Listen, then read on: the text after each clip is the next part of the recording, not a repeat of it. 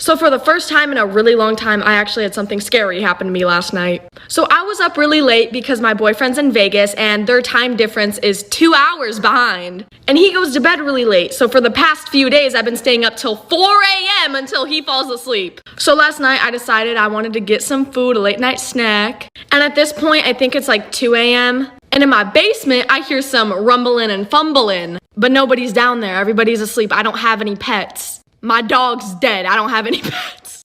So I'm in the kitchen listening, and my kitchen is right here, and like the stairs to the basement is right there, and like my house is low-key empty, so you could hear everything. And I start hearing little whispers, a little. So I'm sitting there eating my snack, and I hear that shit, and I pause the YouTube video I was watching, and I start hearing footsteps come upstairs. So I sat in my backyard for the rest of the night, up until like 3 a.m., and then I went inside and went to bed. This is why you should never talk to strangers. In the early 2000s, a young girl was waiting outside her friend's house peeling the bark off of a tree when a strange man approaches her. As he got closer, she could see that he was grinning ear to ear and his face was white as a ghost. He walks right up to her and pinches her on the arm and says, "How would you like it if I peeled your skin off?" Just then, her friend's mom yells for her to come inside and the man walks away. It would be years before the girl's mother would finally tell her who this man really was. Her friend's mom had seen the man pinch her on the arm and had immediately called the police, who quickly rounded this guy up. Plastered all across the inside of his van were dozens of pictures of this girl, but what they found in his storage locker is straight out of a nightmare.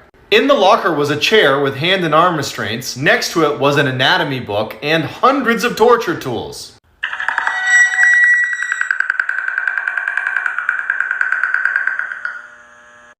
I am going to be telling you a scary childhood story. When I was 2 years old, my mom passed away.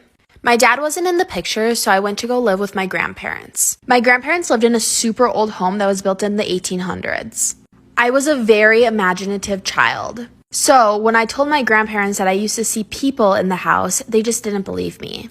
There was one lady in particular that I would always see. She would sit at the end of my bed and watch me fall asleep.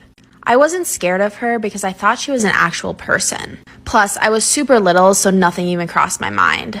At this point, I was like 4 or 5 years old. I remember her talking to me constantly. She even sang me the song Rockabye Baby to get me to go to bed one night. Every single day when I would get home, I could see her in my window. At that point, I thought she was just waiting for me. She just wanted to be my friend, right? But as I got older, things started to get really weird between me and her. She wasn't this nice lady anymore. Stay tuned for part 2. This is why you should always be scared of clowns. In 2004, a babysitter had just sat down to watch TV before the parents got back when she noticed something. In the corner of the room was a large clown statue that, no matter how she positioned herself, seemed like it was staring right at her. As she's looking at it, the father calls to check in on the kids. She tells him everything is fine, and right before they're about to hang up, she says, "Why do you have a huge clown statue in your TV room?" There was silence on the phone, and then the father just says, "We don't own a clown statue." She immediately drops the phone, runs upstairs, gets the kids, runs outside, calls the cops. Cops go in and come out with this guy. As the police are taking the clown away, one of the officers comes over to the girl and with a very grim look on his face just says, "We found him underneath one of the kids' beds. He was holding a sharpened screwdriver."